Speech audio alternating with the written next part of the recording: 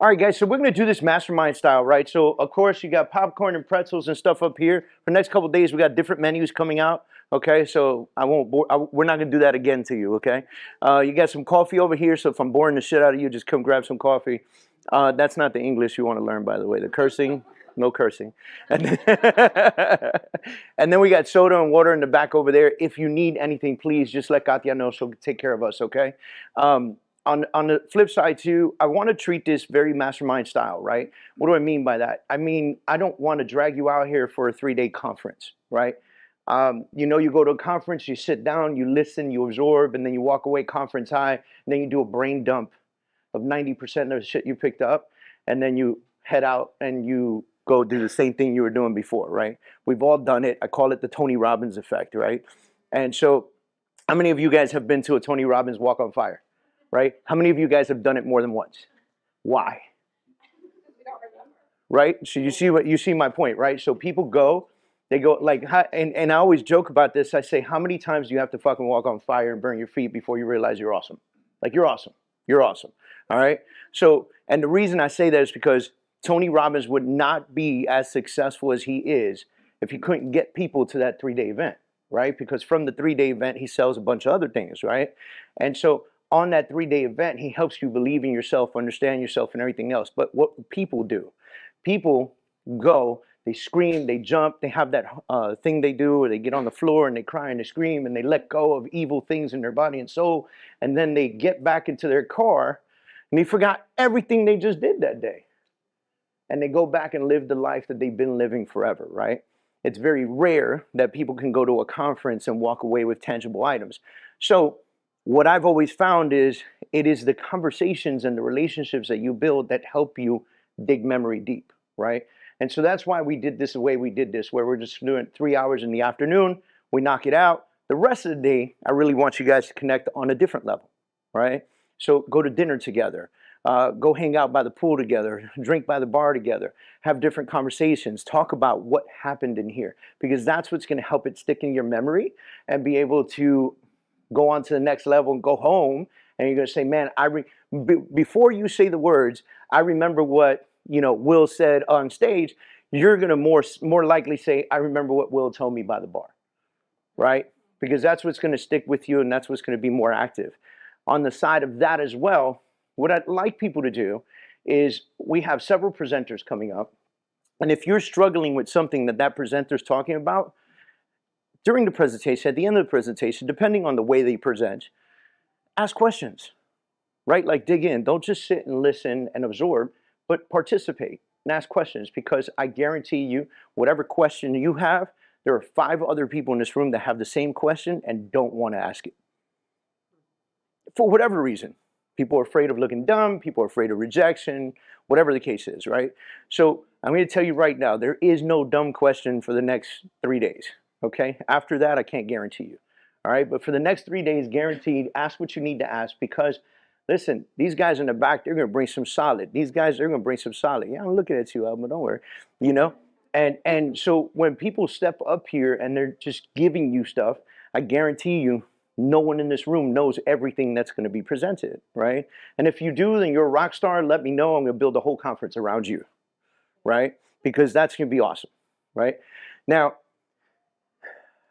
the other part is I would challenge our speakers, because there are a lot of speakers that are going to be talking, and because we're going in 20 to 30-minute intervals, right? So this is not a speaker coming up and going on for an hour and a half. This is 20, 30-minute intervals, and we're just going to dig into things quick. And the reason we dig into it quick, again, is so that you can dig into it more poolside later on, right? At the end of that, I'm going to challenge the speakers, the people that are speaking. I'm going to challenge you to tell the room one thing that you struggle with. You don't have to do it. It's just a challenge I'm giving you. If you're up here speaking, tell the room one thing you're struggling with and ask for advice. Ask what the room thinks about that struggle.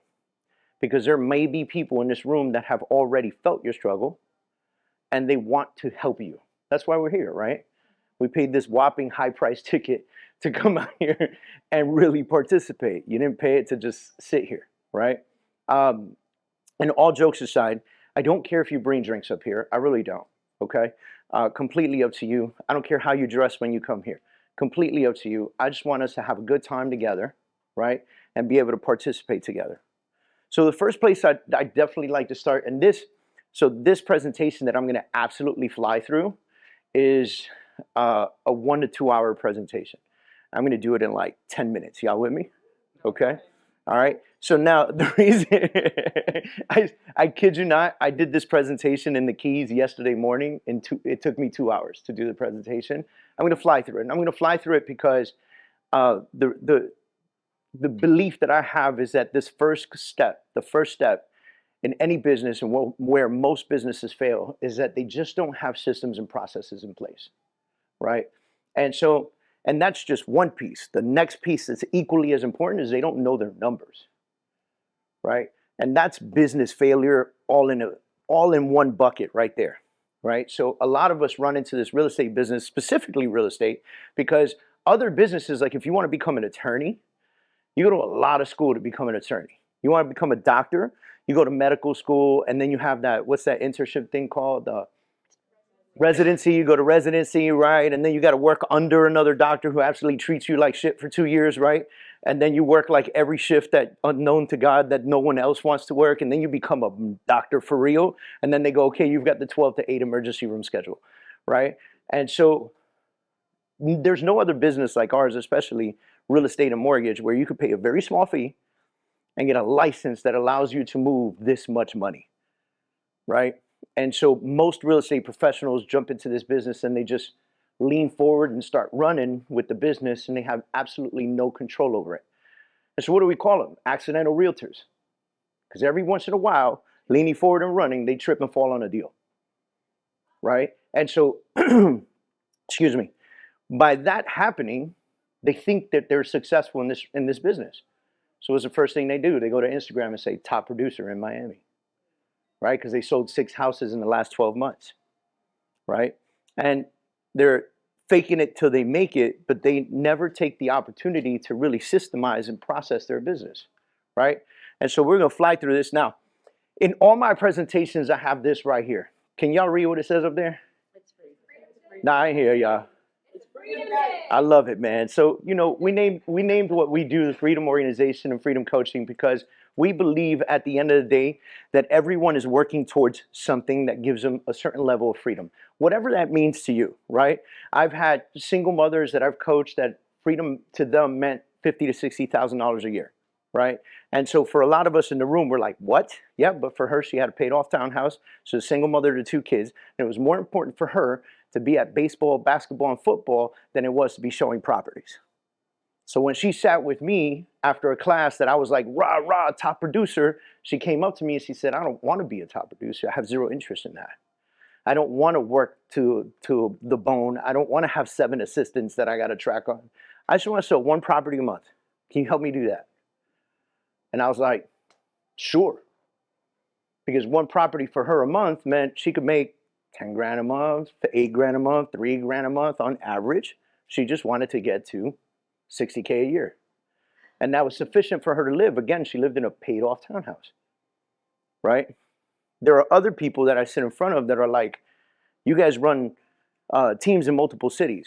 How do you do that? I want to do that, right? I want to have multiple agents in multiple cities. And how do you operate that? How do you do it without having to travel there all the time? Like, how do you run a business through Zoom?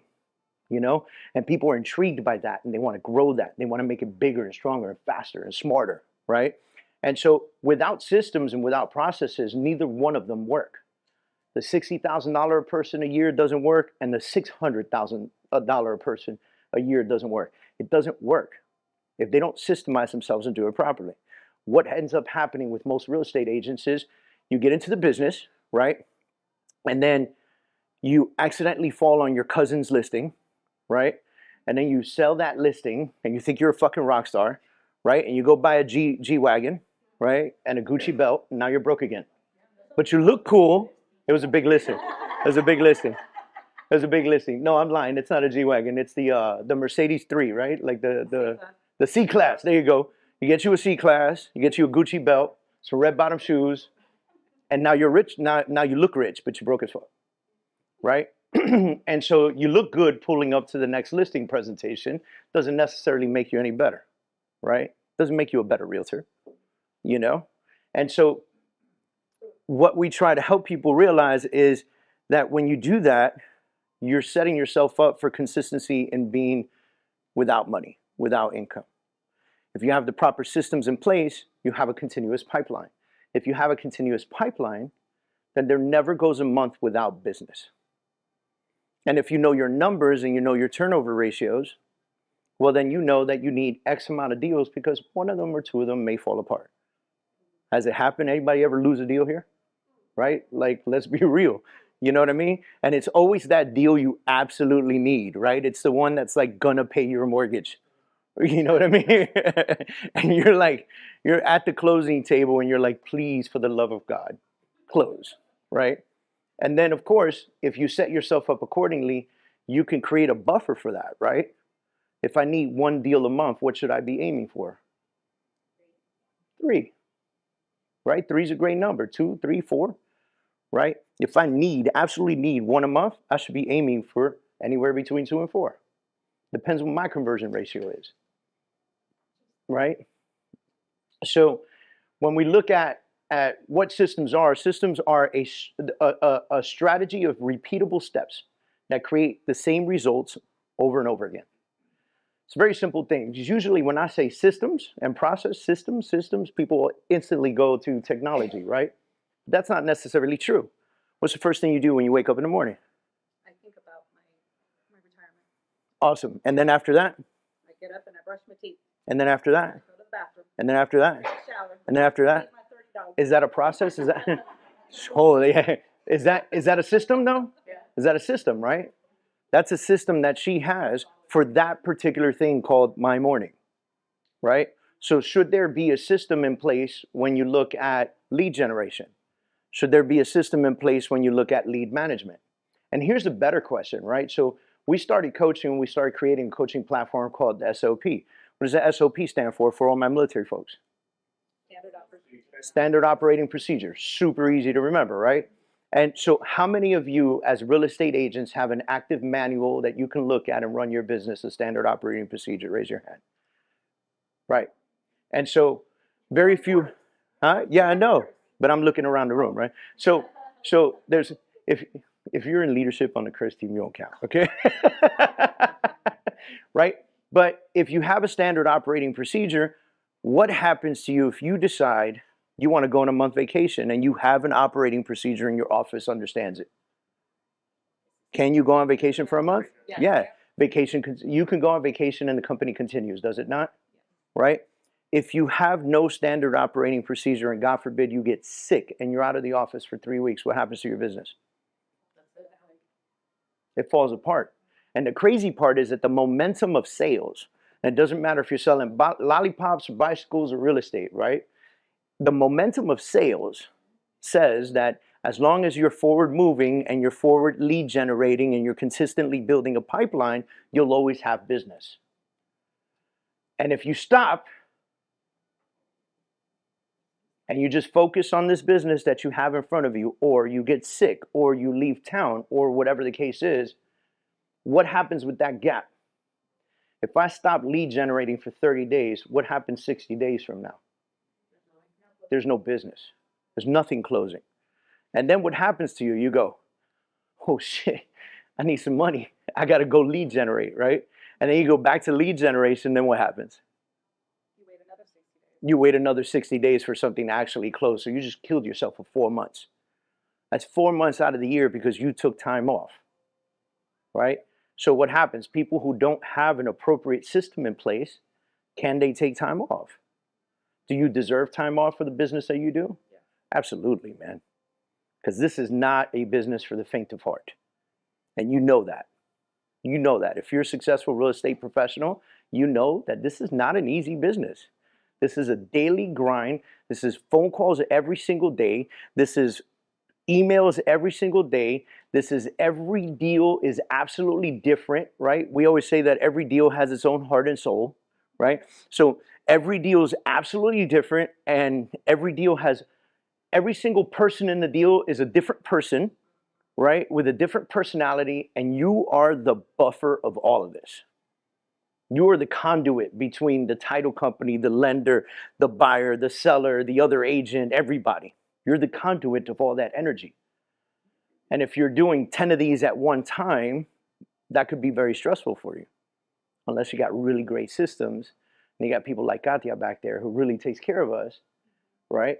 And then it alleviates us, and we get to do one or two things when you have a great person like that. You get to say, I'm happy where I'm at, and I'm going to take more time off, or you get to say, I'm going to double my business now because I have somebody like that. Does that make sense to y'all? All right, awesome. So we're going to skip through a lot of these things. So we created this thing called IDEA, right? IDEA is identify, document, execute, and automate. So we're going to run through this real quick, right? This is how we're going to create systems in your business. And I would love to talk to you guys over the weekend. If you got like one particular piece of your business that you want to identify for us to go through, I would love, love, love to have that conversation with you guys on a one-on-one, okay? So I'm open for that. But the first thing you're going to do is identify where you are lacking. Where are you lacking? Where do you need to create systems? Now, I wrote these things down because most people look at me when I ask that question and they go, I don't know, right? So I said, these are the major pieces where most people are hurting when it creates systems. Lead generation, right? Lead generation, first of all, is absolute necessary thing to do in your business, right? But lead generation is where most people mess up. Most people, 90% of real estate agents, do not have a set schedule, set time, and set method to lead generate. Even worse, a lot of them that do lead generate, that say, I'm going to spend 2 hours making calls, don't manage them appropriately. Again, systems, right? So just around the room, where are some people getting your leads? Where do you get your leads right now? Zillow, what else? What? Sphere of influence, what else? Google PPC, Facebook, Instagram, what else? TikTok. TikTok, that's another great one, honestly. Realtor.com, referrals, right? Referrals from other real estate agents, referrals from people that you've done business with before, right? Past client referrals, right? So what if you took every single one of those methods and you wrote them down on a piece of paper and you made a decision on choosing a top 3 that you want to use, that you want to work on? And what if you took those top 3 and you created a systemization to each one? Because a realtor, tell me if I'm wrong or tell me if I'm right, but a realtor.com lead or a Google PPC lead is treated differently than a personal referral, right? So how do you treat each and every one? Simple. I won't put y'all on the fire, but on the Kurz team, right? New lead comes into the system. System alerts the agent. Agent's got 5 minutes to respond to the lead or it moves on to the next agent, right? Simple as that, okay? Their mission is to respond to that lead within 30 seconds. Why 30 seconds? Why is that so important? Because they're still on the site, hopefully, right? Because people move through websites like this. They'll be on your site for a second, they'll click on a property, they'll register, and then they'll move on to the next website. And then the next website. And the first agent to call them wins. And that's basically how it boils down, right? And if you call them and they don't pick up the phone, what do?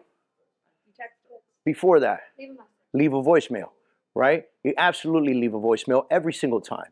I hate when people say don't leave a voicemail. Why not?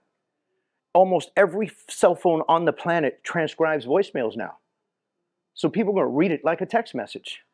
They don't even have to listen to your voicemail, right? That's number one. Number two, if they do listen to your voicemail, they actually took the opportunity to hear you. And we're going to get into psychological sales right now in a second, but if you leave a voicemail, what's the next step? You text them. And then what's the next step? You video text them, right? And then after you video text them, if you did all this in the AM, when do you do it again?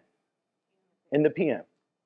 And if you did all this in the PM, when do you do it again? Next day in the AM, right? And so our method is to do that for 5 days straight, AM, PM, AM, PM, AM, PM, 5 days straight on that one lead. Why? Because it's a Google PPC lead. This person was on Google and they just said homes in Miami Beach, Florida, right?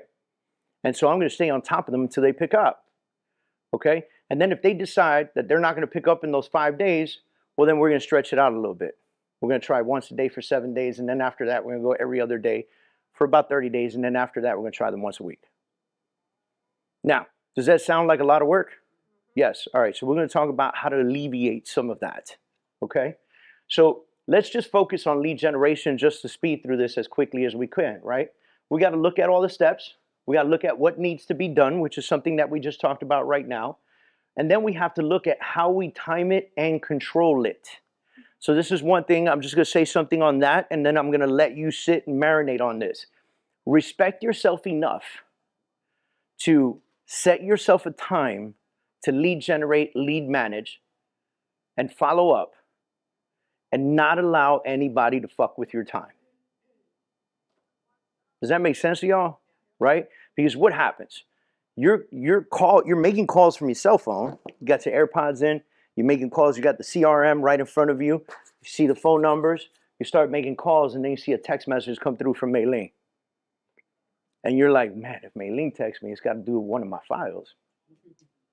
And then you start having a fucking panic attack because one of your files is in trouble. Like immediately, that's the first thing you think about is why else would she text you? If everything's great, why are you bothering me, right?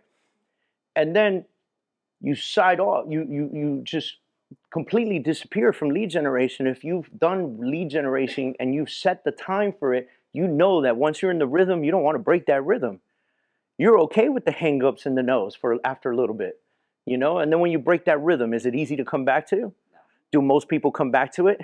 No. Why? Because Maylene just texted me that one of my deals is falling apart because the surveyor got bit by a dog and the appraiser went to save him and another dog killed him, right? And so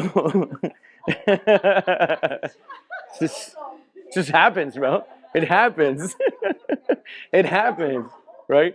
And so so what happens when that happens? Now I'm calling my seller. I'm like, I told you put the dogs away and this and that and blah, blah, and I'm going crazy with that. And then my time got depleted. Could I have addressed all of that in an hour?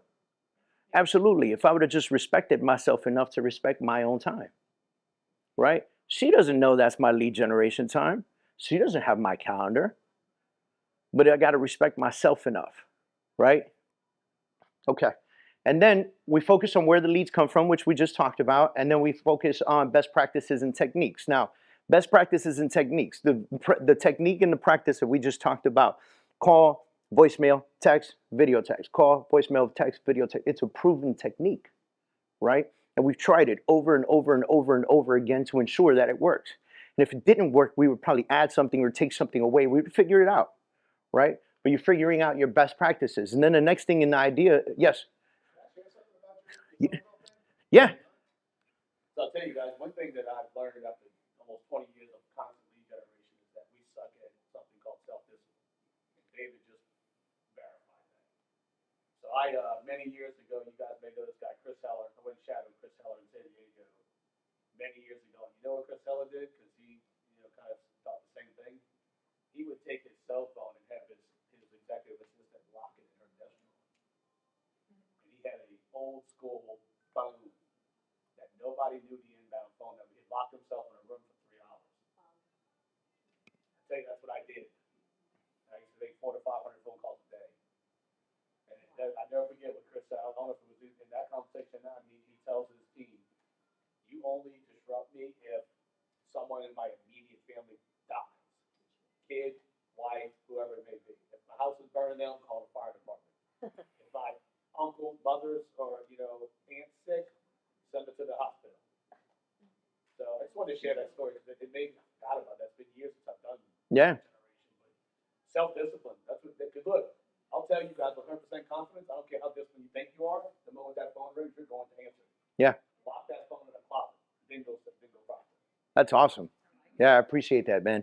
I think you made me think about a guy named Jason Smith here in Florida. You know Jason, right?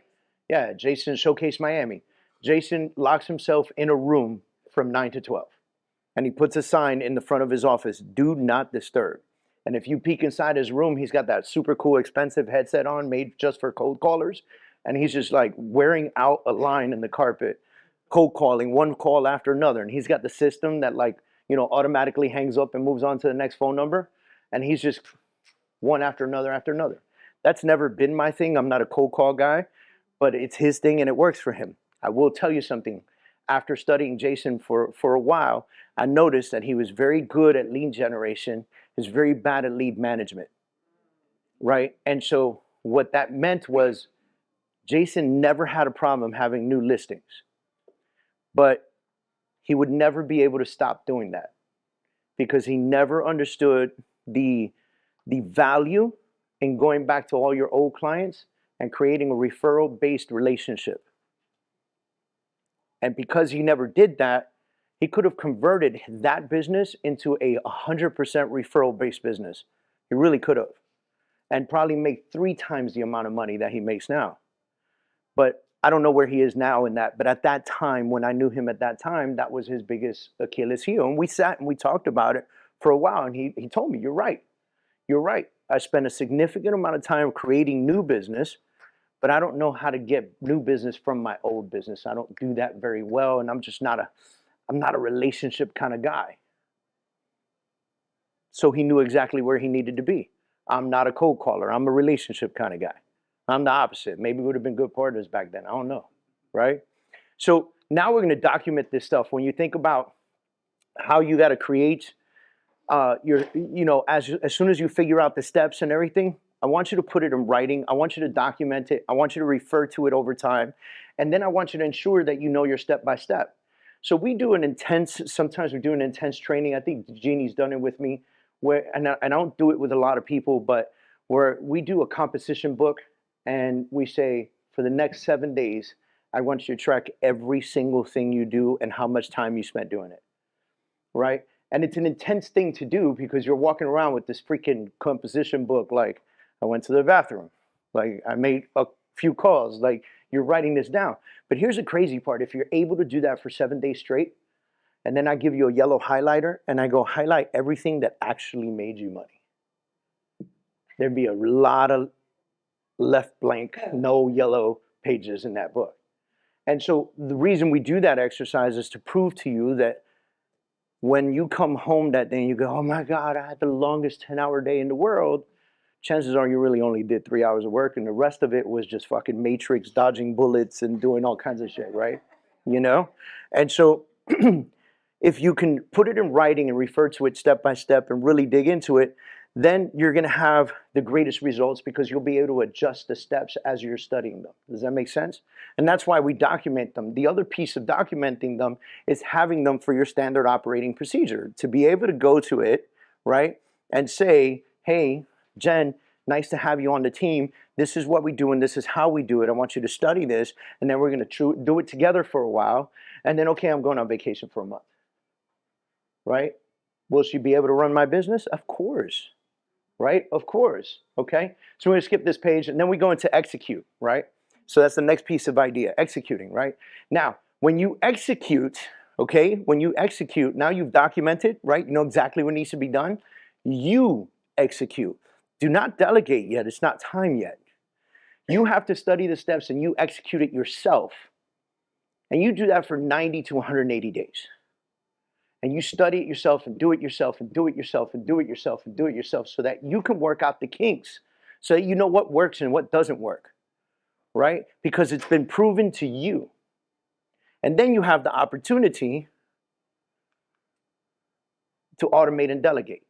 Now let's go back to the original thing that we were talking about, right? 5 days straight, and then every other day, or every day, and then every other day, and then once a week, right? Can we automate a lot of that? Right? Who here uses a CRM? If your CRM has automation, you can automate a lot of that. You can even automate voicemail drops on a lot of CRMs, where it just drops a voicemail on the phone, right? It says, hey, just checking in on you. You know what the greatest automated text message is of all time? Hey, just want to see how you were doing. Right? Not, hey, just a reminder, I'm a real estate agent, and if you know anybody who wants to buy, right? Like, you're throwing up all over them, real estate, real estate, real estate. But no, hey, how you doing? Right? That is the coolest, most effective text message anyone could ever get because they honestly think it's genuine, right? It came automated from your system. But guess what? When they respond, you get to respond personally. That makes sense to y'all? right?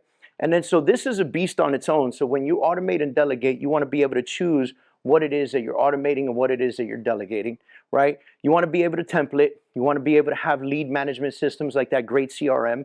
You want to automate as much communication as you possibly can, right? The text messages, the voicemail drops, the emails, all that stuff can be very much automated. You do not have to do it all. But there's going to be that part in the automation that the step is to send you a reminder to make a personal phone call.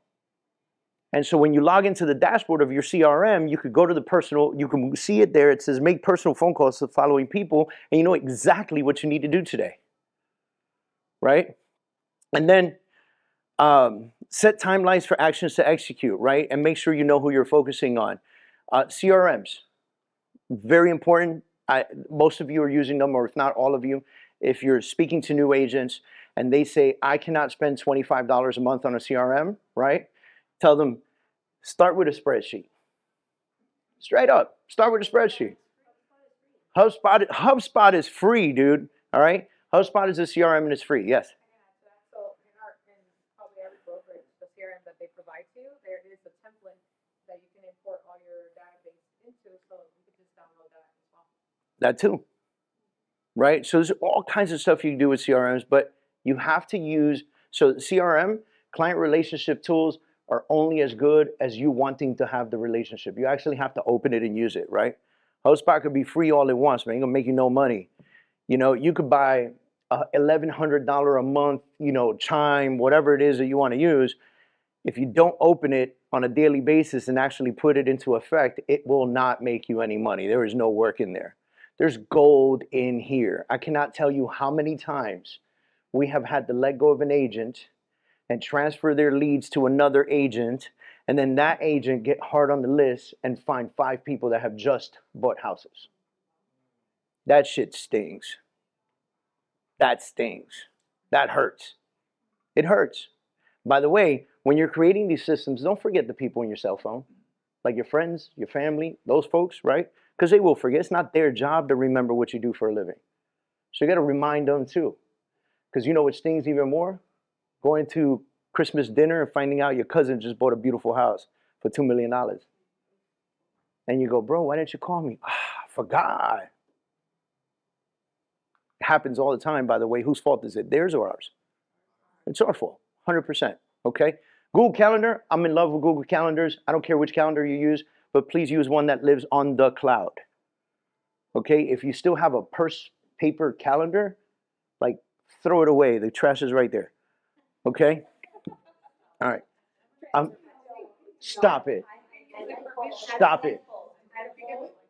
Okay, so I use a Google Calendar, I Uh-huh. have an agenda, and I have a calendar, an actual calendar, and I write all this stuff on all of these calendars. Why? Just to get a visual. Because I forget things. It's a quick visual. You only need to. Kinesthetic people, they like to write things and touch it, and then they like to see it. I like to see the. Listen, look, but here's the crazy part. But you have it, and it's also in your Google Calendar. Yes. Right. Okay. So, all right. So I'm with you. You could do the extra 2 times the work if you want to, but I get it. All right. There's a lot of. What's that? You can't put tentative appointments on your calendar and take that space. I do. Because then I lose that space for somebody who's actually trying to book a lead. No, because on Google you can switch it from busy or open. So you can actually put an appointment, but still allow it to be an open slot. Unless you're lead gen. Except for your lead generation time, you got to block that off, right? But you're right, and that could be a problem. But because we're so effective with Google Calendars, we can use tools like Calendly, and I can send you my link and go book a time whenever you want, because I know that when you book your time, I'm not going to be busy. And I can put tentative appointments in there, and I can leave them as open slots. So it like does like a little line thing on it, where it's like, you know how the solid color, and then it does like a line thing on it, so that it's a tentative appointment, you know? There are other things you can automate. I know I said 10 minutes. I'm probably like, what, 20 minutes in? I'm sorry. There are other things you can automate. Note cards. Who here still writes note cards and sends them out? I think it's awesome, right? Note cards are personal.